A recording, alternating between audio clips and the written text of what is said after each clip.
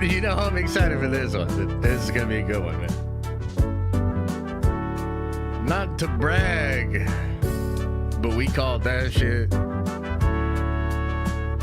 from half court, baby. All right.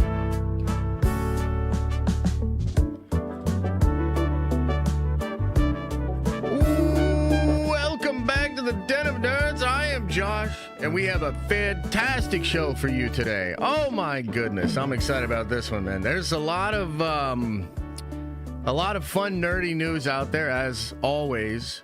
Today, we have a story about Andor and how that show looks to be flopping hardcore. And what's interesting about that is we sort of called that. We read it in the tea leaves a little bit last week due to it artificially being on the trending page, at least in my opinion. And so there's data, there's signals, there's evidence. Andor seems to be following in line with its first season and underperforming in like a kind of shocking way. So we're going to break down the data.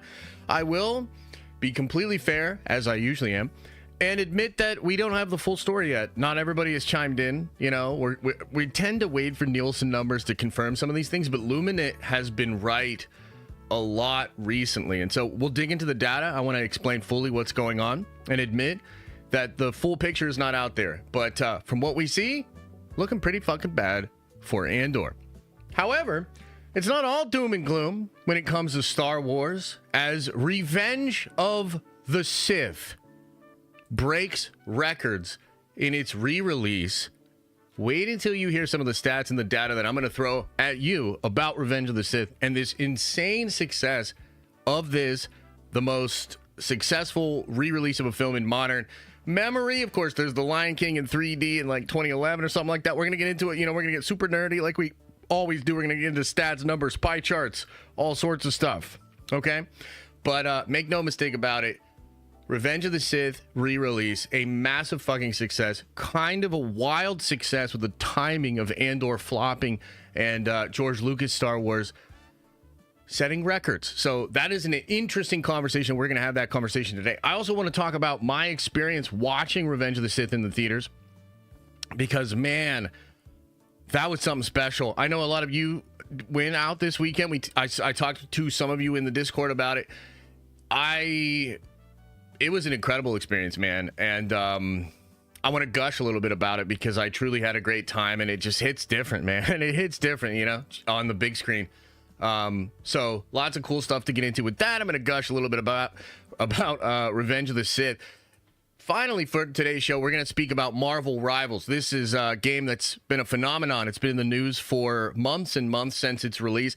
And it was in the news last week for essentially getting into its first major controversy, a moment in which a large portion of its fan base and audience, you know, was very frustrated and voiced their frustrations. And you saw, probably for the first time, like a really big sort of threatening drama, a concern around Marvel Rivals. And, you know, we spoke about this last week, and we talked about how the devs needed to respond very quickly, and they did. And we're going to discuss their response, the plans, what's going to happen this week to the game, what's going to happen in a couple of weeks when we get into the mid-season and Ultron drops as a character.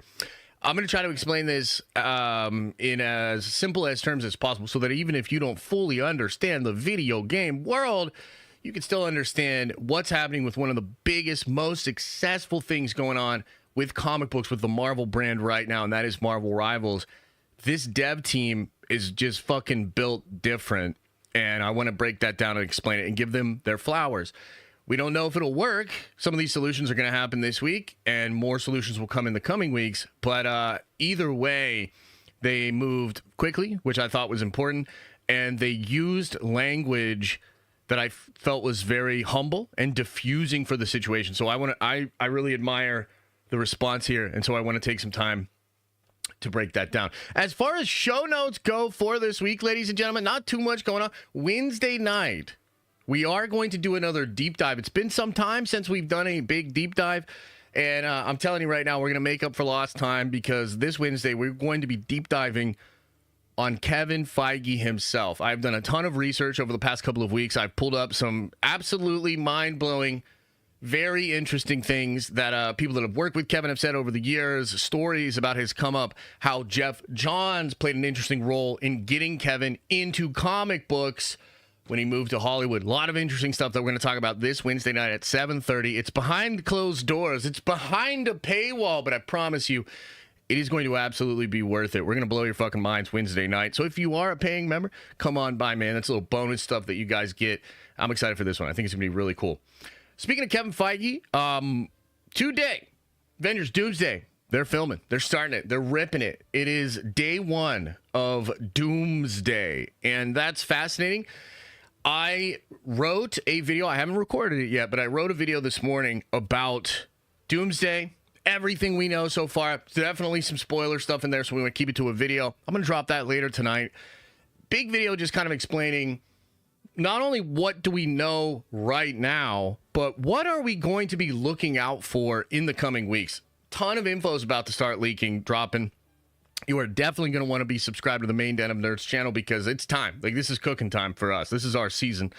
So as things leak out, as things happen, I'm going to be breaking it down, speculating about it, and obsessing as a good nerd does. So if you're into that sort of stuff, check out the main channel. A lot of fun stuff happening this week. It'll start today, probably later tonight, because I still have to record it. My editor's actually a little sick right now. Shout out to Randon. I hope that he feels better. So I'll probably edit it myself. That'll drop some point later tonight.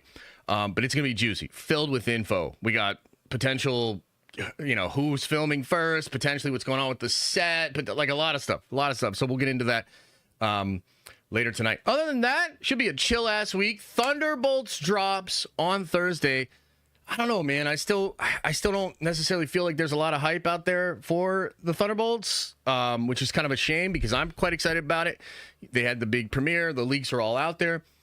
We'll see. Ironically, Sinners doing as incredibly good as it is doing, and it's doing its own thing and carving some serious path forward, right? Like, Sinners is a phenomenon. But that also combined with Revenge of the Sith, The Accountant 2 did pretty decent, like 4 movies over $20 million this weekend. This could actually help Thunderbolts. Believe it or not, the more that moviegoers go out and have a good experience in the theaters, it actually helps to support the entire industry, and it works both ways. As people have poor experiences, it hurts potentially other movies, et cetera, et cetera. So we'll see what happens with Thunderbolts. I'm checking it out Thursday afternoon. I'm quite excited. I would love to have such a good time with it that I want to see it again that weekend. And so I'm hoping to really, really love it, really enjoy it, want to experience it a bunch next weekend. But we'll see. Maybe it's not all that. Maybe it doesn't perform super well. Whatever happens, we will analyze it. We'll go through it together. I will be dropping a spoiler review Thursday night after I see it, and then we'll talk about it on Friday. I don't know if we'll go spoilers or not on Friday. We'll cross that bridge when we get to it, and I'll have it, properly labeled for you guys and all of that. One more thing before we get into the news today. This Saturday, Jareth Loveberry, member of the community, OG member of the community, been a Nerdvenger for a long time.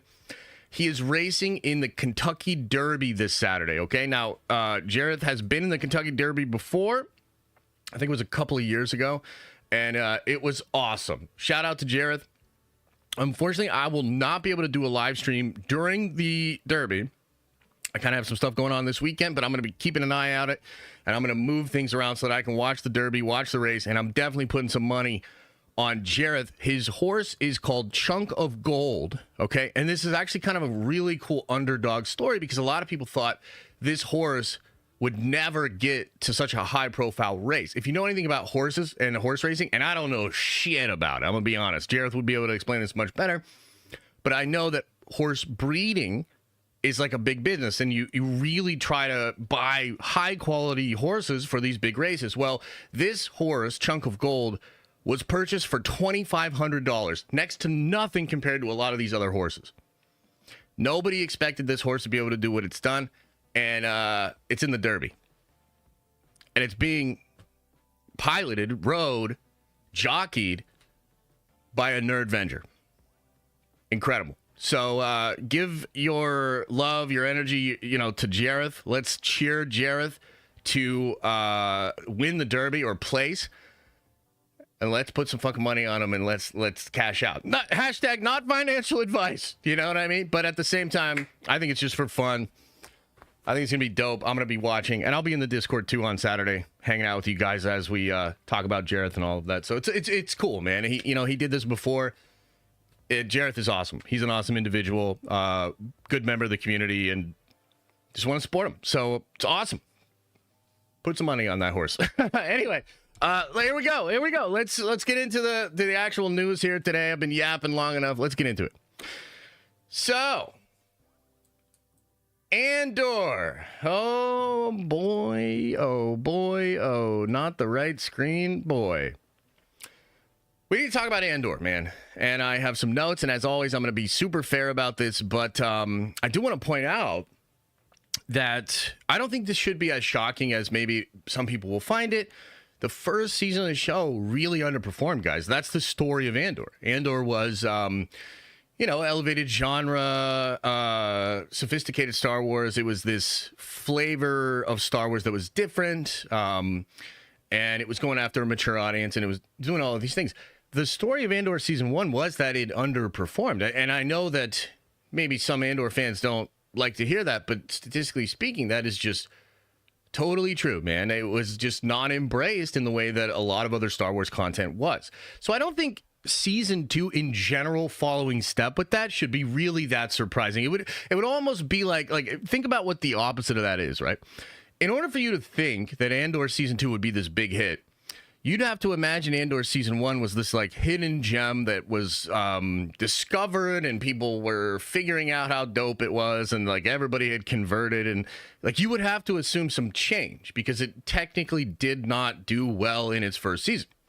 So I would just ask, like, what is more probable? The idea of that show somehow resonating beyond what it did when it was getting all the marketing push, when it was in its heyday, when it was premiering. Like, what is more probable? That all of that would shift narratively in between long seasons as Star Wars continued to do terrible things in the present, or that it would just follow step and possibly even decline? Well, I think it's obvious, right? The other one would be much more probable. And we got a little hint at this last week, actually, when the day after the release of Andor, I had noticed that Andor, in fact, I'll pull this up for you because I think it's actually kind of important here. I had noticed that Andor was technically on the trending page in the top 30 in the United States, and yet the numbers given, even from Twitter, for that show, for the trending here, and I'll pull this up here, was so low. So check this out. You have all these different things that were trending. This is the 11 to 15, okay? And you have Andor smack dab in the middle with like 17,000 posts. Well, above it, you have something that's like almost 40,000. Then you have 70,000, 32,000, and 226,000. So like, when I saw this, I was like, how does it even make sense that Andor is trending? That seems incredibly low, 17,000 posts, right? This is the prime time for this show to be trending. The following morning after everybody watched it, it technically includes from 12 hours all of the, like, you know what I'm saying? Like, this was the prime time for this shit, okay? So when I saw that, and then within an hour of publicly tweeting about it, it was removed from the trending page altogether, I was like, yeah, I don't think this show's doing super well. 17,000 posts is not a lot. The Thunderbolts had a fan event that same night and had at least double the amount of posts, like in the 40,000s, 50,000s, right? So I'm just like, that was my first sort of sign that I was like, I don't think the show's doing well. Well, on Friday, and I think this technically released after we did our show, which is so funny because I actually, I said a lot of the stuff I'm saying to you right now. Then on Friday, I said, I expect Andor to bomb. I expect Andor's numbers to come out and flop in the same week that Revenge of the Sith sets records. Literally, check the tape. We talked about it on Friday. Well, Variety dropped an article late Friday, which included numbers from Luminant. Okay, now I'm going to be completely fair here. These numbers are only including 2 days of Andor. Okay, so I'll be super fair here, okay? This isn't a gotcha, we don't play fucking games around here. We go by the numbers and we be accurate. So this is only 2 days of Andor, okay? Now, having said that, It does not get into the top 10 according to Luminance data. And if you look at how low number 10 and number 9 are here, with 278.9 million minutes watched, 295, 350. If you recognize how low these numbers are down here, it is still absolutely fair to point out that a Star Wars show that I think, frankly, is designed to chart in the biggest chunk when it would get the most views, couldn't even hit these numbers. Okay. So with that in mind, let me just further illustrate how bad this is and explain why I think we're going to get even more data soon. And I think it's going to get even worse for Andor. Okay. So the first thing you got to recognize here is that this show was designed to chart. Its release schedule right now is designed to give it good positive headlines. What do I mean by that? Well, we've been talking about streaming and the analytics companies, whether it's Parrot Analytics, Luminate, Nielsen, Samba. This is a big industry right now of data collection for viewership and streaming. And the way this is calculated has adjusted how certain shows can perform. So some of the things that benefit a show within this new system and formula paradigm, if you will, are the length of the shows. Longer shows are better, more minutes, okay? Multiple episodes together is better, which is probably why you see companies like Disney start to drop multiple episodes all at once. Even Amazon's been doing that. It's probably gaming the system in some ways. On top of that, shows that have multiple seasons have a huge benefit within this system because the people that go back to watch the older seasons, that gets included in most of these companies and data reports as the same thing. So it helps to boost the numbers of the show. So that's why Stranger Things, whenever it comes out, it fucking dominates for so long because people go back and watch 4 seasons of a long form show and it crushes. Okay. So think about Andor. Andor is now releasing 3 episodes in its premiere. It did the same thing in its first season, but it did 3 episodes. They're long form AF. I think it was 2.5 hours of content. It's like a movie's worth of content. It's a long form show. On top of that, the release schedule this year is strange because it's doing 3 episodes a week. So within a month's time, Andor will be over. It'll be concluded. But what that also means is within a month time period, 3 episodes a week, 12 total episodes jam-packed into a month-long time period. I mean, basically what I'm saying is I actually expect this thing to chart. I think it will chart. I think the data could get better here because I think it's almost designed to do it, right? What that also means, though, is that if it doesn't, if it gets worse, if people drop off, if it never charts during this entire period, it's all the more embarrassing. It's a rejection of the show.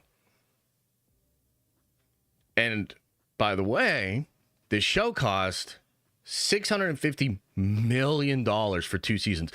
Over the weekend, I think Tony Gilroy made some comments where he said they'll never do a show like this again.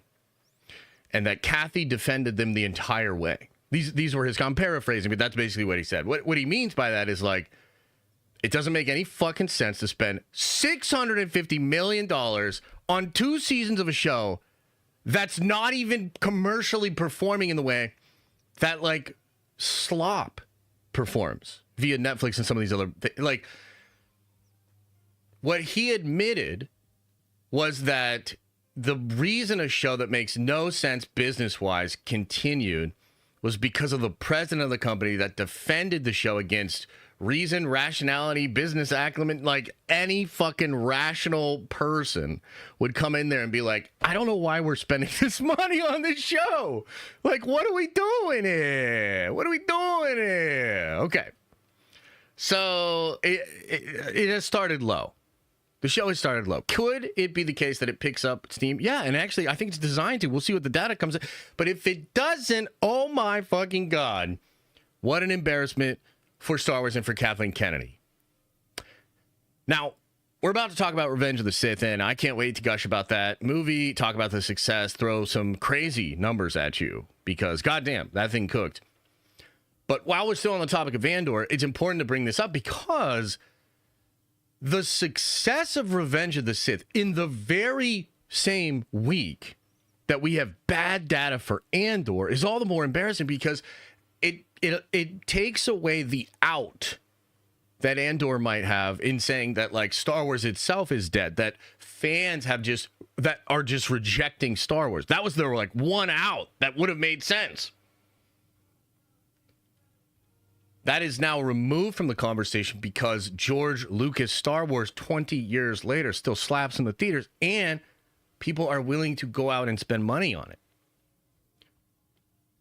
George Lucas' Star Wars is literally setting records in the same week that Tony Gilroy Star Wars, that Kathleen Kennedy Star Wars, that Disney Star Wars. And what I mean by that is really Disney at the helm doing corporate decisions. You might like Andor. That's cool. But like the idea of the show, the production of the show is a corporate attempt to get a new audience outside of what the brand and IP had as an audience. It's going after sophisticated, adult, more mature audience, whatever, however you want to phrase it. Like, it's clearly different than Star Wars, right? Like, that's the whole controversy. So you're literally talking about, like, you have to admit that. You got to hold that. Like, you can like Andor, but don't be silly about it. Understand that it's different. Understand that this was Lucasfilm's, Kathy's, Tony's idea to do something different within Star Wars. Well, that different thing is flopping. And the thing that worked, the person that got them to the dance, is setting records. There's just like, look, I think it's beautiful. And as I said on Friday, and man, did we call this shit. Go watch the tape, man. Like, god damn, I don't know. I had a vibe on it, man. I was like, nah, I think this shit's about to pop off. I said all of this on Friday. I thought that we would be talking about Revenge of the Sith on Monday. I thought it was going to be huge. I thought it was going to be very successful. And it was. And I think part of the reason is rooted in the fact that audiences today feel and want to feel like their purchase speaks louder than just having a piece of entertainment, product, or service. So we've seen throughout multiple examples that you can motivate an audience to support something, to send a message. And if you're intelligent about the way you do that, you could tap into some real energy that's out there because, again, this is something that consumers want. It's just consumer behavior, right? You don't even have to analyze it from like what does it mean for the future? Like, who gives a shit? This is what's happening. This is what's happening. Do you want to understand it? So it's very clearly, I think, the case that Star Wars fans were motivated to send a message by supporting Revenge of the Sith. And that message received loud and clear, I think. And I really wonder what Lucasfilm thinks. One other thing before we move into Revenge of the Sith. I do wonder how much of this exact thing was the doing of Dave Filoni. Now, I'm not suggesting that he's a mustache-twirling, anti-Andor, anti-Kathleen, 6D chess, shadow warrior ninja Jedi person. But it's possible. What better message than George's Star Wars? Of course, Dave talks about all the time. He just talked about at Star Wars Celebration. He almost cried speaking about how he loved working with George and he just considers George's legacy really important and that he's going to continue to do that. It's like, how much of a better dot on the exclamation point example do you need to show that this new version of Star Wars is not resonating, but what George created is. Like, it's like the greatest gift I could think of as far as, I mean, think about my exact taste, right? Fuck Andor. I mean, I was team fuck Andor after 3 episodes in season 1. I clocked that shit super early. And look, you know, you don't have to feel the way I feel, but I felt the way I felt strongly.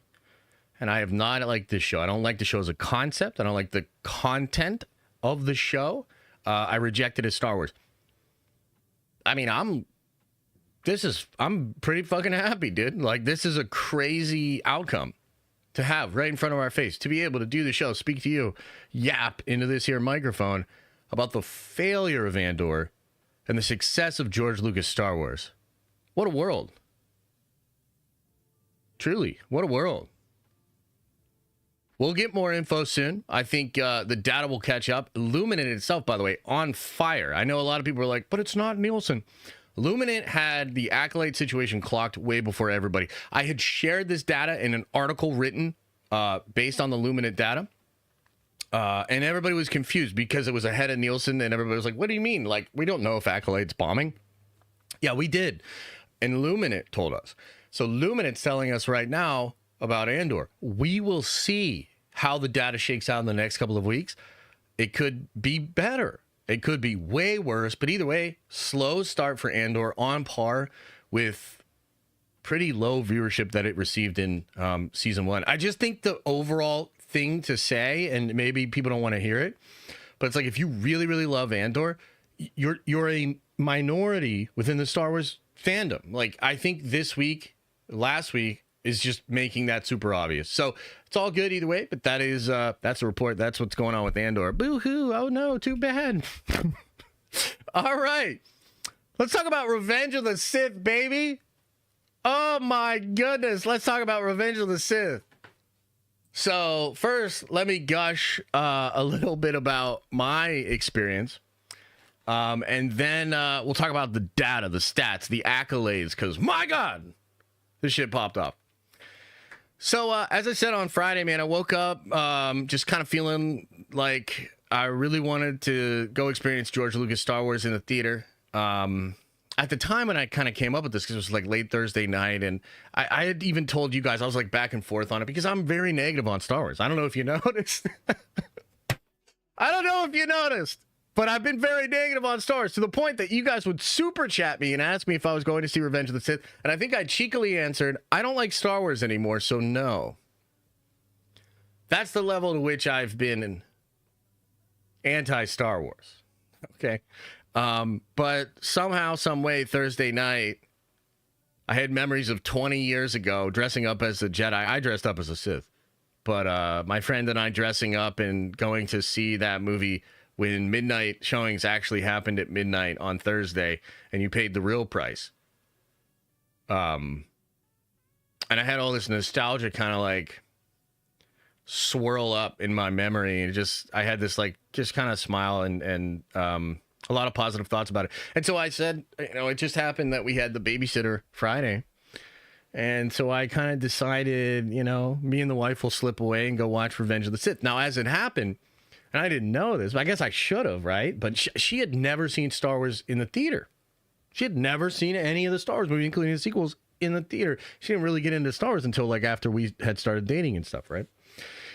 So I was like, that's cool. That's cool. And as you know, we did the whole stream on Friday, and I spoke about how I felt like it was going to be a big hit. I spoke about how I thought it would be a referendum on Disney Star Wars. People would be motivated.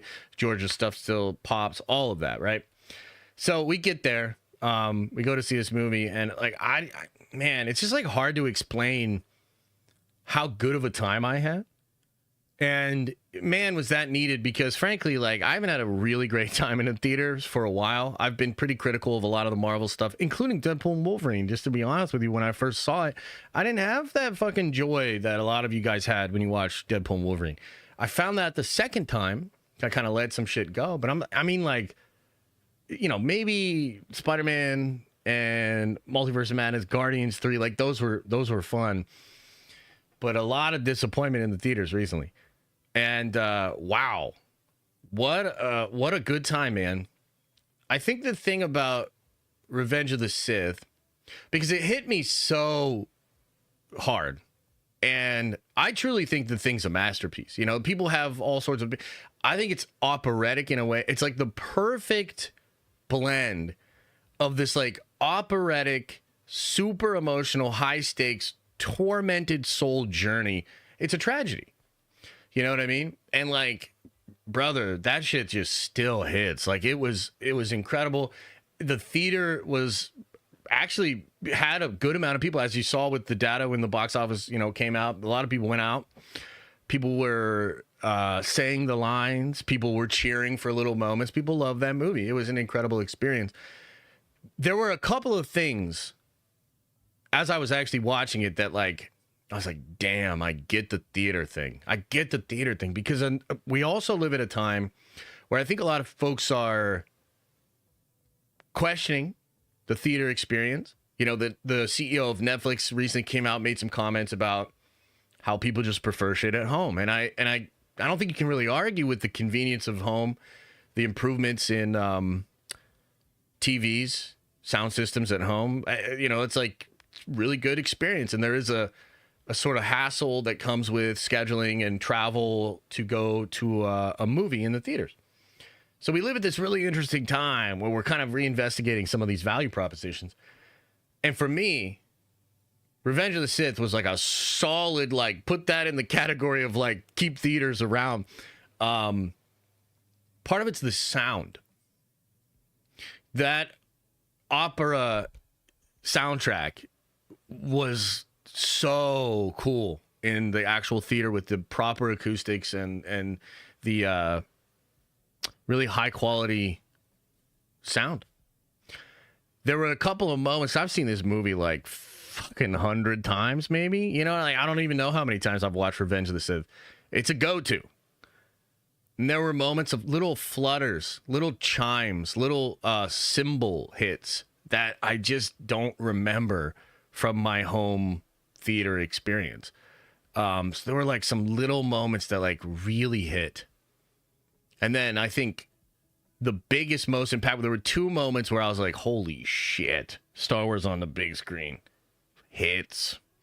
The opening, the scale of that fight as they're flying through before any dialogue is revealed, or you know what I mean? Like when they're just flying through the space battle at the beginning, you're just like, you get a sense of the scope, and it just hits different when it's like 30 fucking feet in front of you and you're like coming around the ships and everything. But also the fight on Mustafar. Guys, the fight on Mustafar, get the fuck out of here. This shit is brilliant. Some of the shots where, you know, some of the big objects like slam into the molten and it like flies around and you have all these particle effects in the lava. Brother, it just hits different on the big screen. Like you get a sense of that scope and that scale. I think there were other elements that, like, just as a fan of the movies, but also the performers, there's moments like, for me, the Palpatine Mace Windu fight is so iconic. And there's this really iconic moment where they're circling each other, almost haunched over like two animals. And dude, acting is such a cool thing where you get like a really like crazy performance and one actor can like tap into something, because like that scene to me is so crazy. And then when you really like hit it on the big screen, it's just like this fucking iconic moment where Mace is like circling and Palpatine circling. And you can just feel that like those two human beings tapped into something primal in that moment, and their body language and the way their body language mirrored each other as they're circling. It's just, it evokes something, you know? And I was like, damn, like, so there was just several things about the theatrical experience of Revenge of the Sith that really hit. I was buzzing when I got out of there, like truly buzzing. And then, you know, the other thing I'll say is, I think like, you talk about like the some of the sequel movies or Infinity War and Endgame with Marvel, and one of the reasons that those experiences were so good is because it felt like a truly communal thing, like we were all a part of something. Like when we were watching Endgame, like it just felt like we were all a part of something, and we could all like I mean, I don't know how much you guys remember this shit, but like we'd go see the movie, be at the bar afterwards or something, and like a whole bunch of people that saw the movie wanted to ask about it. People that hadn't seen the movie were like, "Tell me about it, but don't spoil it." You know, like this. Everywhere you went, like you're checking out at like Target, and you have the Marvel shirt on or whatever, and people are like, "Endgame." You know what I mean? Like it was truly good and communal. Revenge of the Sith kind of felt like that, and I had this moment because I think it was like Saturday when or maybe it was Friday night, because the tracking for the thing was like, people were shocked, like 5.3 million in previews. I don't remember what it did on Friday, but it did big business on Friday, and people were like, "Whoa, like this thing's like me." I had a moment where I like went, to Elisa and I said, "Hey, we were just a part of history.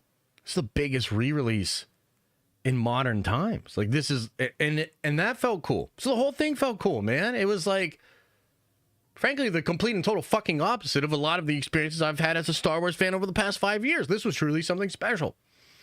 And so I really feel that way. And I think a big part of why the movie performed the way that it did is because that word of mouth was real. Like, people went out, and instead of just being like, "Did you see the new Marvel movie?" or like, "Are you going to see this movie?" It was different. It was more like, "Dude, Revenge of the Sith in theaters was like different.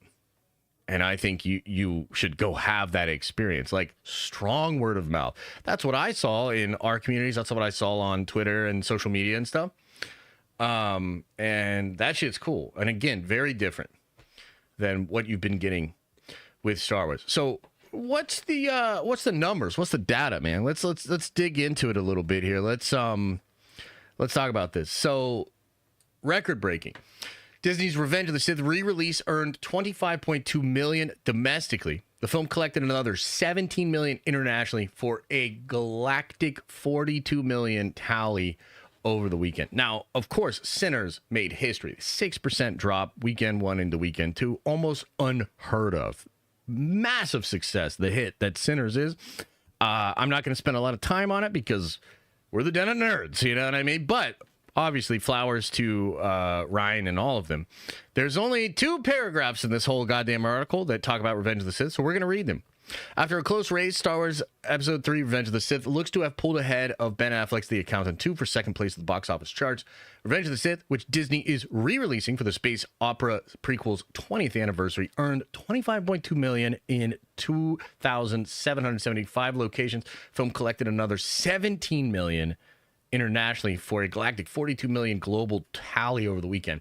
That's staggering business for a movie that's been widely available to watch at home for 2 decades. Yes, the Force is still strong. That's all they dedicate to it, okay? But don't worry, because I got more data.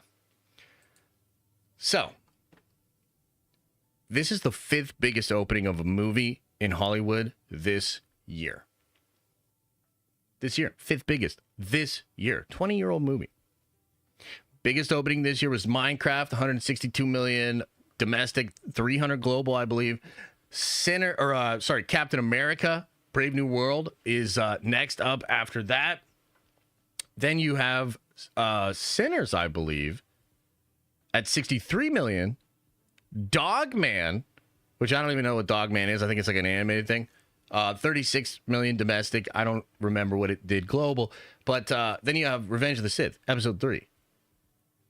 So the 5th biggest opening of the year in Hollywood is a 20-year-old George Lucas Star Wars movie, okay? Now, what that does to the overall gross is kind of interesting, too. Before this weekend, the worldwide gross for this movie was $850 million. So it is now at $892 million. You know, putting it above a lot of other films and kind of like etching the legacy of this film just a little bit more permanently into the zeitgeist. It's now the 43rd highest ranking all-time domestic grosser. This did some serious business, man. And I think it's incredible, you know? So that's a big story. What does that mean for Star Wars overall? Well,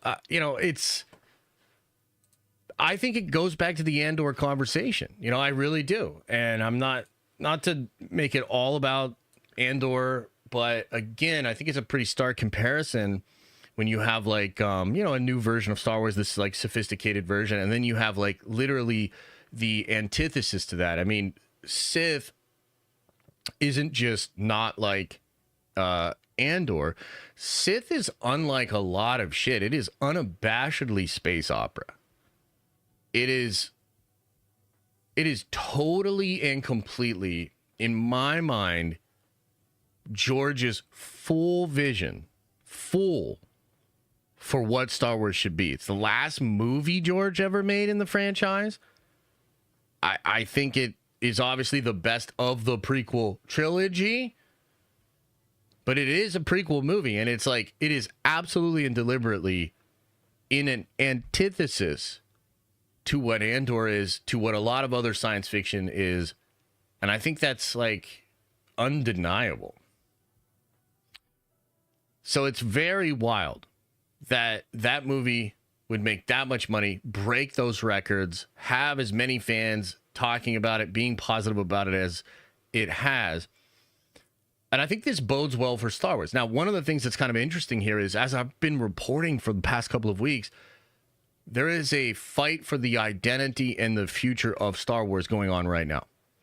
And Kathleen Kennedy, you know, will she, won't she? When's she going? Is it August? Is it not August? Is it by the end of the year or whatnot?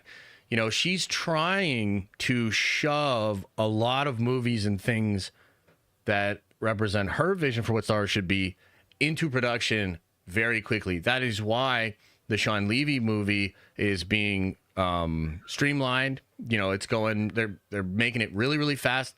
A lot of people saying no. They're rolling cameras by the end of the year. You know, like, they're moving fast. They're trying to get these Simon Kinberg movies. They're trying to do a lot of stuff, right? So there's like at a time right now where that is a possible future for Star Wars. And yet, Dave Filoni, the sort of protege of George, right, is out there making Ahsoka 2 with Anakin, with Hayden. That's Dave. Like, that's Dave's idea. And by the way, shit's going to get real weird in Ahsoka. I'm not trying to, go into spoilers here. You can watch the video I did, or, some of the breakdowns about the scoops that I had for it.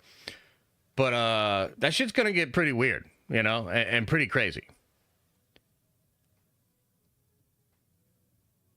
What I can say is that you're getting more Anakin than you think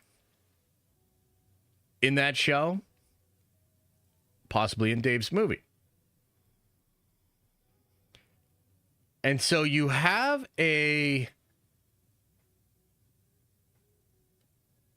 fight, debate, difference of vision for the future of Star Wars is.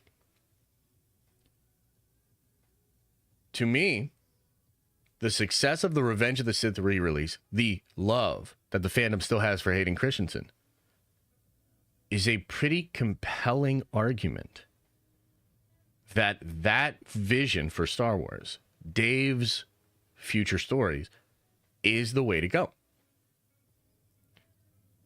Now, here's what's ironic about it. We don't believe that Kathy makes good fucking decisions. So the evidence is there. I think the only hope we have is that like somebody other than her or her camp or whatever sees what's going on and leans into what Dave is doing, And I think the success of this movie and the love of Hayden and, him coming back in general, this bodes very well for Ahsoka 2. This bodes very well for Ahsoka Season 2. So the question becomes, am I getting everything I want? Are we seeing... It's almost poetic, brother. You know what I mean? Like, it's like Luke. Like, Dave might be winning by not fighting. This is some Jedi shit happening right now. So, I'm excited. And I feel very good, personally, as a fan, but also, like, just as a pundit and somebody that keeps an eye on all this shit, talks about the nerdy news. I'm pretty excited about the future. There could be some really good things coming. And I think we just have to hold on. You know, what this represents is that love of the thing is still there. We all still love this thing. We share this love together. And we went out and we made a big fucking statement. So if you went out this weekend and you saw Revenge of the Sith, throw a 1 into the chat. And you done good. You know, you done good. And we did good together. And we made a statement. I don't know if she's gonna listen, but we made a statement. I really appreciate it. And yeah, we'll see. I think at this point we just have to, I mean, that's a lot of ones. Holy. We just have to wait and see and hope. Continue to hope.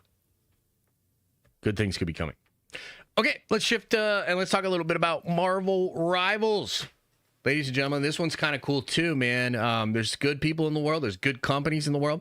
And I love an example of in modern times, which, let's be real, throw a bone to these studios. It's difficult. Fans are empowered. Pretty whiny. Very vocal. It's wild. Even I am like, God damn it, chat. You know? So I get it. It's crazy. Like, it's like the Wild West out there. But I really love and respect when in that dynamic, you have a company that does it the right way. Good PR can still happen. I mean, we live in a world where, like, think about how many different directors, actors, developers, publishers, editors, writers, any number of a person involved with a project comes out and says something that then makes a whole bunch of problems for all of these people. I mean, look, I like Anthony Mackie. He misspoke about the America representation thing. You never want to, like, say some shit that then can become a headline that causes division. So that's like a fuck up. And I don't even think he meant it. So, like, you know, you got your Rachel Ziegler's, you got like all these people. It's just so obviously the case that you can say the wrong thing that becomes weaponized in the narratives online and turns a lot of fans against you. We see it all the time. So why am I bringing that up? Well, Marvel Rivals, and I guess just to TLDR, because a lot of you know about the game, but just to give some context, it's a Marvel game. It's a hero shooter in the vein of like Overwatch, and it's incredibly successful. The game is a phenomenon.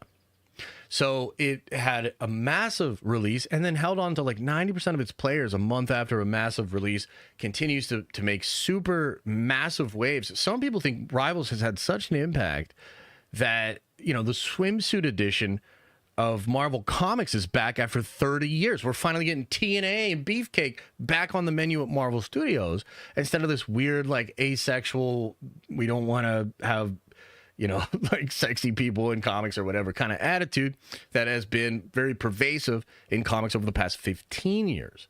Some people think that's Marvel Rivals, that the way fans have supported, let's say, some of the fan service that's in Marvel Rivals is getting Marvel to literally change how they approach this topic. So it's very impactful. The game's big, massive success. So last week, they had one of their first big dramas, controversies, and it was a confluence of things that happened, but it was around season 2 of the competitive season of the Battle Pass for the game. TLDR, there is seasons of rank in which you play in the ranked mode of the game, trying to win, do as good as you can, to rise through the ranks, to get better rewards, unlock cool things. It's a system that just works for all sorts of games and has for a long time. So season 2 of Marvel Rivals was terrible. People were really mad about it.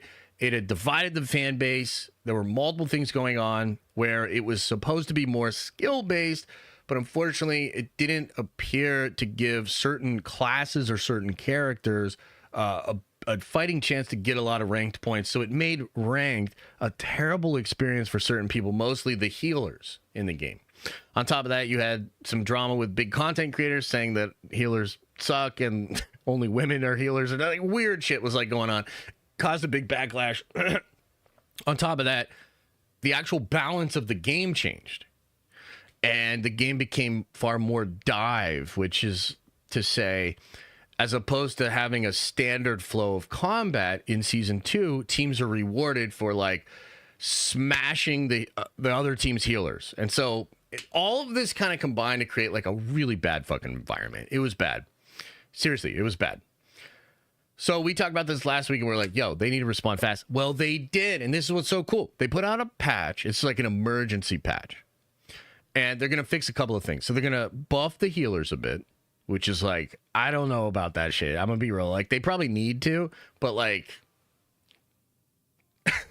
healers are about to be stupid again. They took some of the damage away from some of the dive characters in the elements. Captain America's being nerfed. Spidey's being nerfed. There might even be some others. So buffs to healers. DPS gets nerfed a bit. You know, the tank with Cap. And Groot gets nerfed a little bit too. So you're going to see how that balance turns up in the game. I think the whole idea is to stop this crazy dive meta. And to kind of even out the flow a bit. Now, they said they will adjust the ranked points system too, and I think that's good. And here's the thing. I don't think these are going to be necessarily perfect solutions, okay? But I want to give major credit to this company for two main things. Number one, they did not just sit on their hands. They understood how important this was, and they're moving fast. This wasn't a scheduled update. This is like emergency shit. And I think the patch comes out maybe tomorrow. I'm not really sure. Maybe tomorrow. And it's going to do some of the things we're talking about. That's very fast. So this isn't something thoroughly tested. They're just kind of probably tweaking it as we speak, and they're going to launch it soon. And then there's another adjustment around the corner, okay? So the speed at which they did this is very admirable. But there's another element here, and that's the sort of humble way that they approached this and the way that they spoke to the community. I have seen all sorts of examples of terrible communication from devs when it comes to players in these situations, man. Like, literally, I've seen, like, remember the, like, do you guys not have phones? Like, there's so many examples, because here's the thing about game developers as opposed to game publishers. They tend to be introverted, thinking people that don't necessarily have the best social cues, and so they're nerds. You know what I mean? And nerds can be a little abrasive. That's why comic book shop talk can be so fun, as exemplified by me and Rob the other week, right? So nerds can be a little tough, a little abrasive, and it just happens to be that in the gaming industry in particular, there's a lot of devs that are like, you shouldn't have said that shit. These guys came out and said, here's the deal. We realize what's going on. We're going to try to fix it. We don't think this is going to be perfect, but we are humbly asking that everybody just has a little patience. We're going to continue to listen to feedback. We desperately want to solve this problem, but we are not perfect. And this was not a perfect thing, and it won't be a perfect solution, but we are here, and we're going to keep trying. And man, it just goes a long fucking way, dude. Like, I saw all sorts of people. There's a clip right now of Ninja that's going viral, and he made the point that he had been playing competitive games for like a long, long time, which is just factually true. And Ninja had said he has never seen devs respond to such a big controversy with such humility and such speed at the same time. He's just never seen it before. And it's going viral for a reason, because I think a lot of people understand that and they appreciate that. So from the jaws of defeat, Marvel Rivals probably clinched a big W here. I am excited to first of all, just be able to report that, like, dude, W devs and Marvel Rivals, they're just built different, man. They're just built different.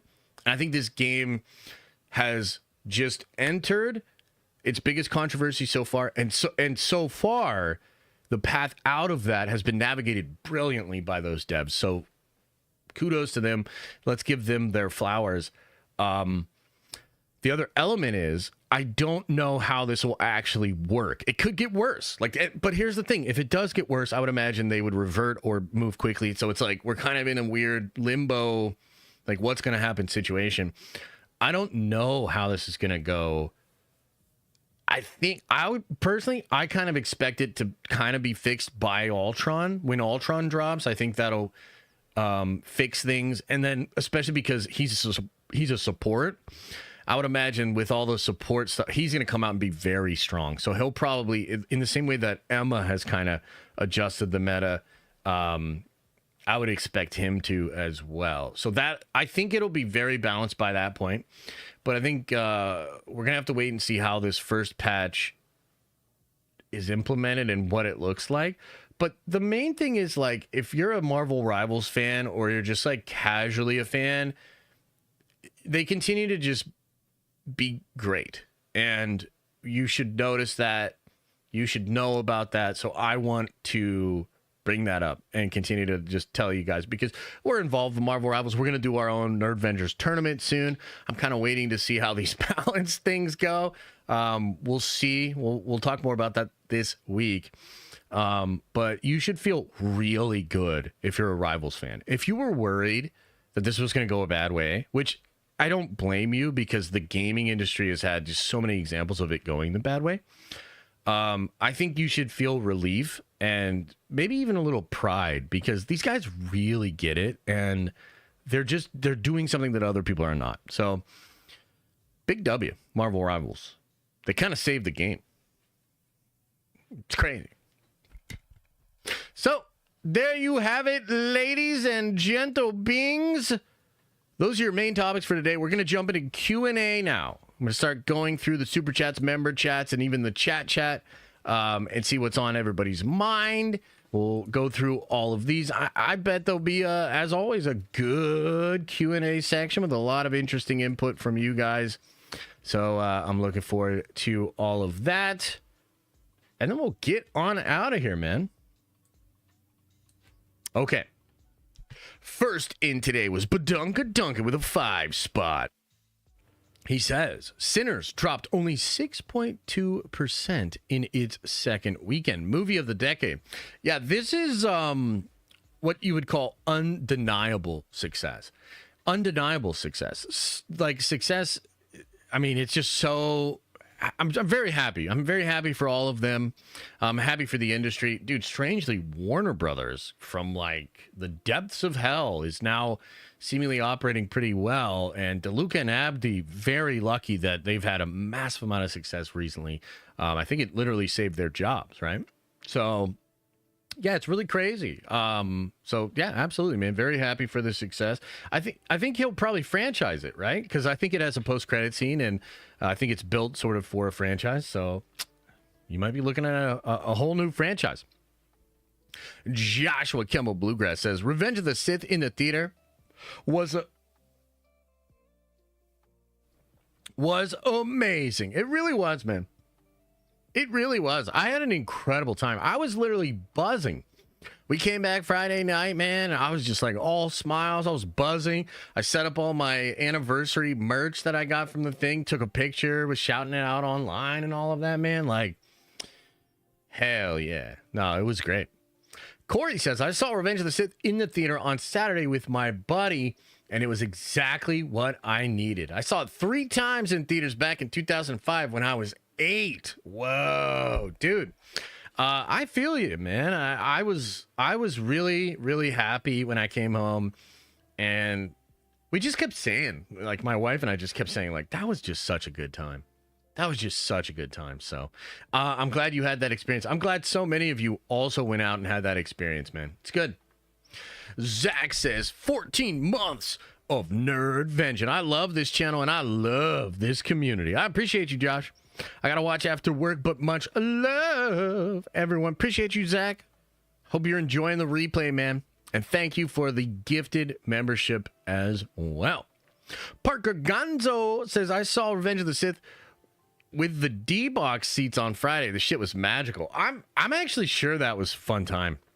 I was blown away by this thing. I was like, damn, dude, this thing really hits. And it just builds, and you just feel it, man. It's so intense. By the time you get to the end, it's like, you're kind of like, holy shit. And then I had this experience of, like, as you're watching sort of the epilogue with, like, the children and they're going everywhere, I'm still just fucking reeling from the fight and Anakin burning on Mustafar. Like, I just could not handle it. And there's a lot of, like, little things in that movie that I noticed. I was like, damn, like, George was just operating on a very high level. Like, for instance, when Anakin first comes back to Coruscant, Padme is literally in shadow. They embrace together behind that pillar, literally in the shadow of, like, society. And I was like, damn, like that's really cool symbolism.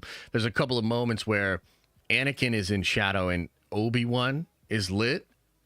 And so the juxtaposition of like the dark side shadow and the light there, I was like, damn, that's really epic. Like there's just it's high level, man. It's high level. I think it is a masterpiece. Star Wars Sith says, hey, beautiful. What up, dude? Hope you're doing well. Zach Tech says, watching Revenge of the Sith on the big screen hit different. Let's fucking go. I agree, man. It did. It hit different. And, man, I needed it. So it was good. Maddox says, Nerd Vendors for life. Hell yeah, brother. Appreciate you, man. Thank you. Never Lose Your Nerd says, watch Revenge of the Sith and Accountant 2 was excellent. I do want to see Accountant 2. It seems really fun. So, yeah, I'd be down to check that out. I don't know if I'll actually get out to see it, though. That's like the difference, right? It's like, look, I want to, but am I really going to dedicate that time and all that to go? I don't know, but I did for Revenge of the Sith. You know? Kind of wild. Lucasfilm needs Doge. I mean, yeah, something like that would probably be good. Kaylin J says, I have the high ground, silly Anakin. I know, right? I have the high ground, Anakin. You underestimate my power. Bro, the scene when he jumps onto the little droid as the thing is going over the volcanic waterfall. Holy, dude. Pretty incredible. Timmy the Nipple, welcome to the Nerd Vengers. You are a Nerd Venger once again. But Duncan says, or rather, gifted a membership. Appreciate you, man. I Don't Like Sand says, I'm glad you went to see it. Revenge of the Sith in the theaters is a masterpiece. Way ahead of its time. George Lucas Star Wars was made to be seen in the theaters. Yes, it was. And I think that became pretty apparent. By the way, I haven't seen a single person that was like, yeah, I went out to see Revenge of the Sith. It was like, whatever. You know what I mean? Like, I haven't seen that take. Everybody's like, it was awesome. Kind of crazy, huh? Nuckin' Futz says, the theater experience is crazy. I saw episode 1 in theaters recently, and I never noticed this. There's a theme that plays every time Maul shows up. Yeah, there's like little notes and things that you pull out of the big sound system on the big screen that you don't really get the other way. So, yeah. The scene with Oddball forming up hit diff too. What? Chips and Dip says, saw Revenge twice this weekend. It was glorious. Hell yeah, man. I'm glad you had that experience, and I agree. Ibze says, I really think Andor is not great for Star Wars. I don't understand the love for it. I watched barely half season 1 and have no interest in season 2. Yeah, I mean, look, I'm not going to analyze like why or how people enjoy it. It's totally fine. You know, art's sort of subjective, right? And so some people just are down with it. I'm just more interested in, like, I just feel the way I feel. And I'm like, yeah, that's not Star Wars. Like, that's not fairy tales. That's not mythic storytelling. That's not opera. No, I'm not down. And that's just like what it is. And look, I think a lot of people quietly have made that distinction. There's a big Twitter group of fighting people that talk about Andor, but like, dude, look at the data. It's not even. It's a small group of people that are arguing about a show that the majority of people are just either never gave it a shot or they're like, yeah, no. Like that is more.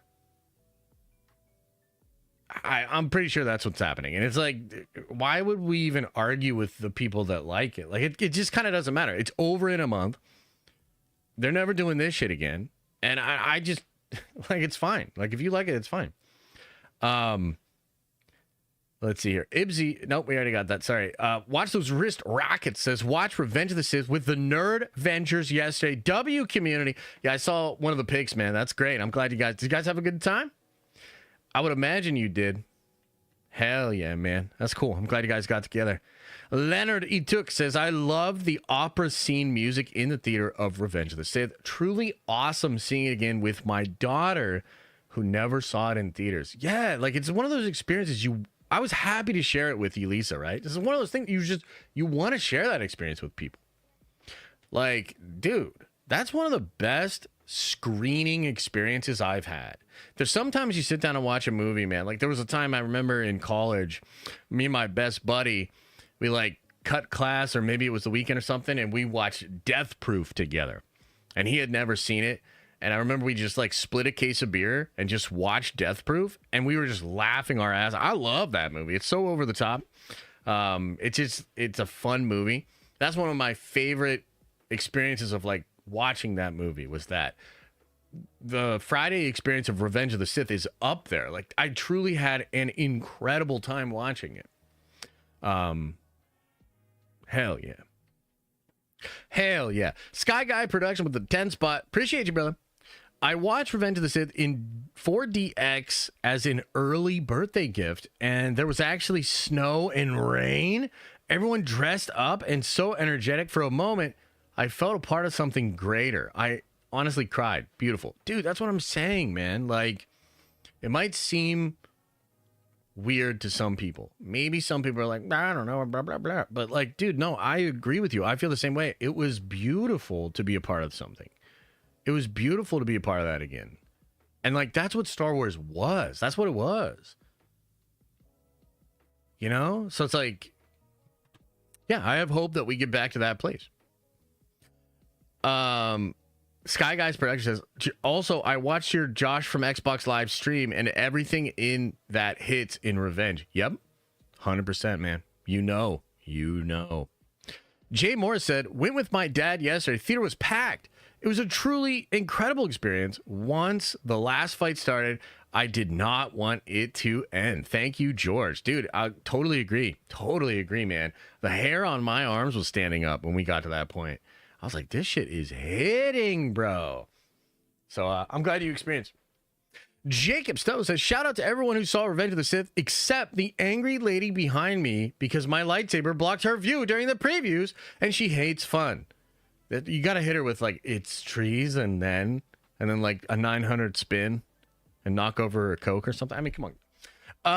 Baldy One Kenobi says, drove 8 hours to see Revenge of the Sith with my friend of 20 years. We sat second row of the 4DX theater. Greatest theater experience of my life. Shout out to real Star Wars. Hell yeah, dude. Hell yeah, dude. The vibes, it's so different. It's so different than people defending Grape.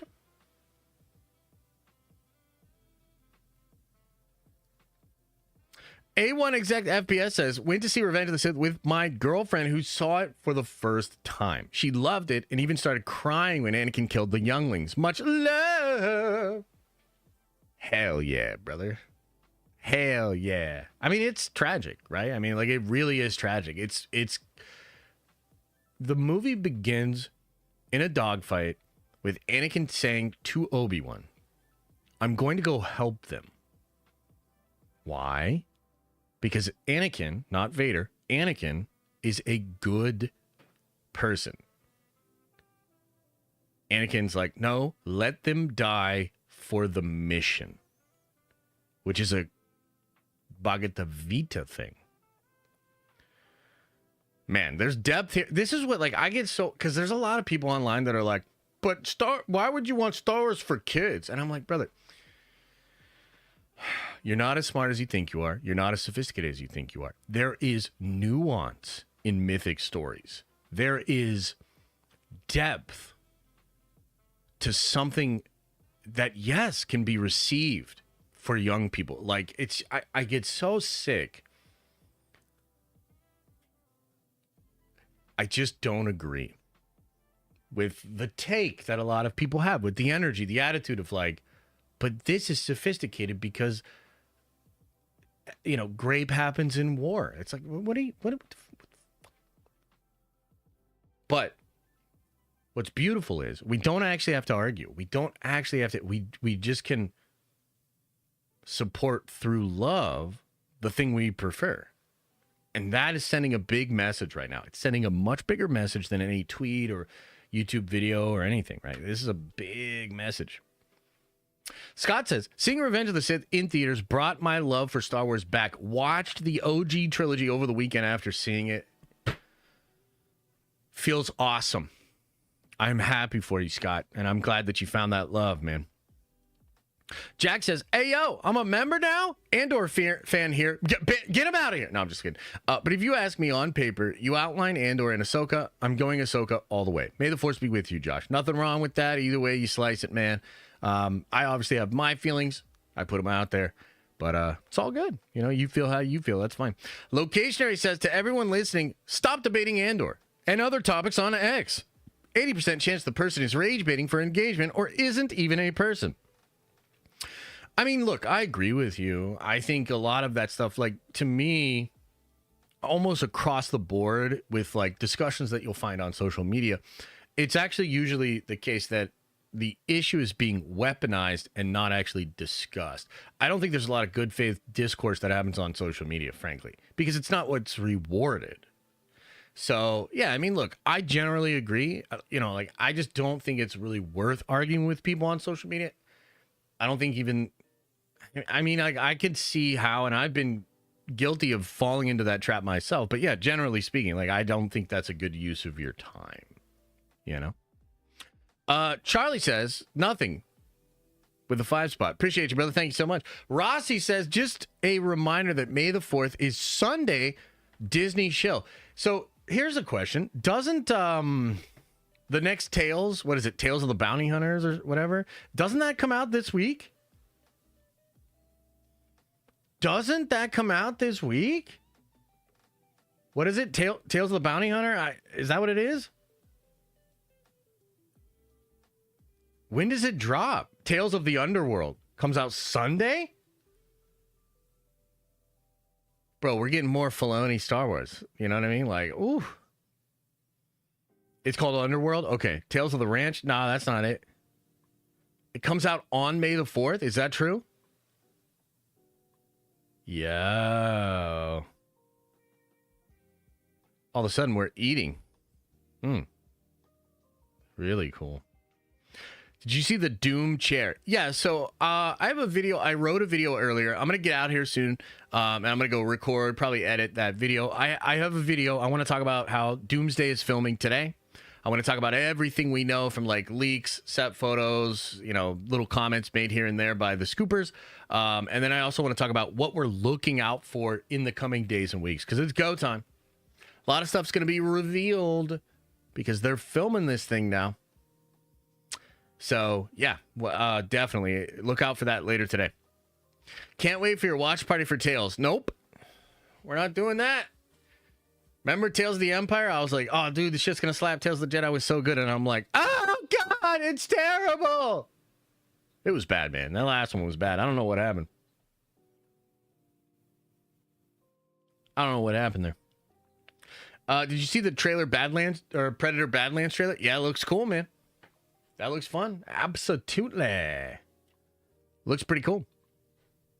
All right, guys, I'm going to hang 5 more minutes. Any other comments, questions, concerns? What else is on your mind? Got 5 more minutes. Space Wolves, what about them? What about those Space Wolves? I'm going to try to paint a little today. I don't know if I'll be able to.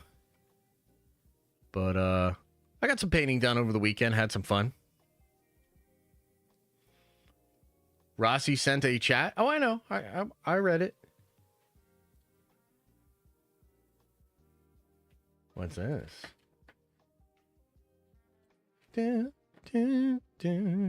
Whoa, what the hell? Logan Grimmar? Dude. Oh, man. Damn, these Space Wolves look good, brother. Dude, you know what's funny, too, is Matt, Nerd of the Rings, he wants to build a Space Wolves army. Bro, these are nice. Oh, my. Oh, my. Oh, my. Those look good. Think Fantastic Four becomes a big summer movie for Marvel like Deadpool was last year? Yeah, I do. I do. I think Fantastic Four has the sauce. I think people are excited about it. A little concerned with Thunderbolts. You know, a little concerned for Thunderbolts. But yeah, I think FF's going to be fine. A friend of mine said your big Warhammer video was the best he's seen on YouTube. Thanks, man. It's very successful video. I'm happy that we made it, and I think it's going to probably get like because I think it's like 800,000 views or something like that. And I would expect it probably get another pop when more stuff comes out. I think that's a couple million view video in a couple of years. And the reason it's so popular is it's just like a perfect intro into Warhammer video. You know, I make a lot of content. Sometimes you make a banger. With that Warhammer video, it is a fucking banger. No way around it. Why not continue your Warhammer channel with the video blowing up? I think we might. I just got a lot on my plate, that's all. But yeah, I mean, I love Warhammer, obviously. So yeah, building the podcast right now. We're building stuff. You know, I'm trying to get more in the habit of like not launching a thing until I've done some serious planning and some serious groundwork. So that's kind of the thing with that. But yeah, I mean, I've written other Warhammer videos, so just haven't pulled the full plug yet. What would Dave Filoni's Warhammer army be? Space Wolves? Yeah, I'd say so. I would say so. What happened with Unity? We're cooking. Unity's cooking. The TLDRs, big delays. We have been changing members of the art team for the book. So that was sort of a big snag, was we went a separate way from our original artist. There was actually a second artist that I was working with for a while. It didn't work out. We're on to our third artist now, but I'm actually really pleased with the new guy. We're building. We're into chapter 4 with his artwork. He's going to adjust some stuff in chapter 3. I'm actually going to have him adjust a couple of images even in chapter 1, just to sort of draw a better cohesion, I guess, visually. So there's a lot of work to be done, but the good news is we're finally like rounding the corner. Work is being done. And also, my colorist works for Todd McFarlane and Spawn. And that just hasn't been great because he's been very busy. So we've hit a few snags. You know what I mean? Like, I don't know what else to say. We hit a few snags. And I really like Todd McFarlane. But you really fucked up my book, dude. You know? But it's all right. We'll figure it out. Yeah. All right, everybody. What else? Anything else? I'm going to get out of here soon. I really appreciate it. How can I get Italy or Unity in Italy? I don't know how to answer that. I mean, in the original Kickstarter, we offered international shipping, but that's sort of locked up. The people that have the book ordered are going to receive, like the Kickstarter people are going to receive their stuff before we do anything else. And then there's a couple publishing things I'm looking at. So it could be the case that it's distributed in Italy or somewhere close, but I can't really comment on that until we decide the direction.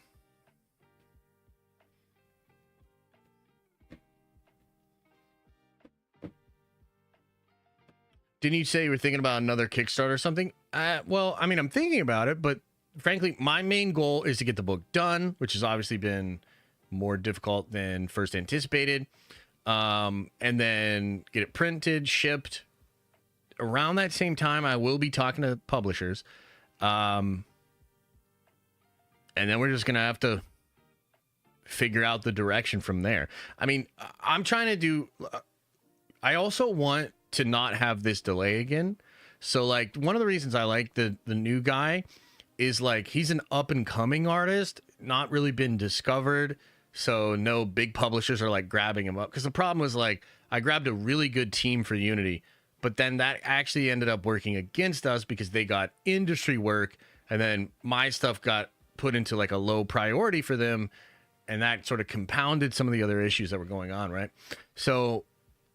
with the new guy, I kind of think we'll be able to go a lot faster. Like, I would like to not have another delay like this once we get the book out there, which, I mean, it's going to be like 5 chapters, like, I don't know, 130 pages. It's a big chunky boy, right? When that's all said and done, I would like to move into the next volume a lot faster. But there's a lot of questions. There's still a lot of stuff to figure out. The main thing is to just get the book done, which is a whole thing. Then we sort of get into, other aspects, things, the card game, video game stuff, animation, all that. Lot to do. Okay, everybody, I really appreciate it. Thank you for your time. Thank you for your attention. Thank you for the super chats, the support. I really appreciate that, guys. We're going to get on out of here. Big video about Doomsday today. It's shooting, leaks, rumors, speculation. I'll have that out later today for you. And as I always say, I hope you are having an awesome and a nerdy day. And I'll see you in the next video.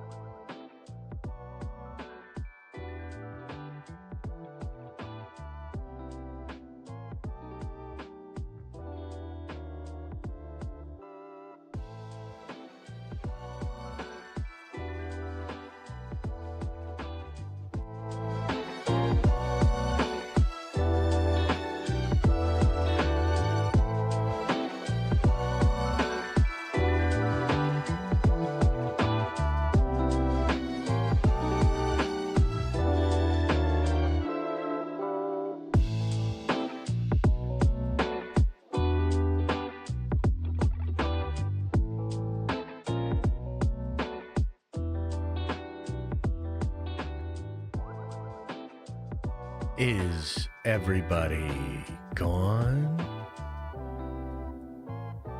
Did everybody leave?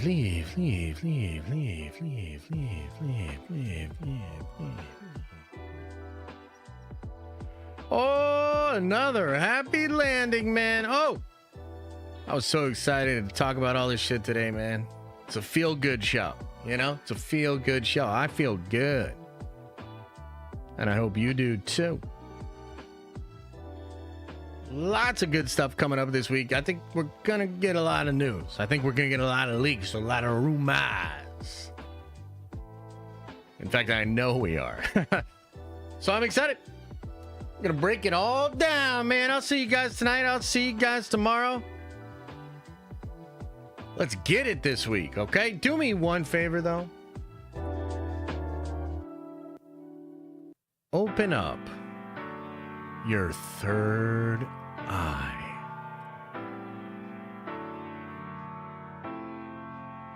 And wash out your stinky butt. Ho.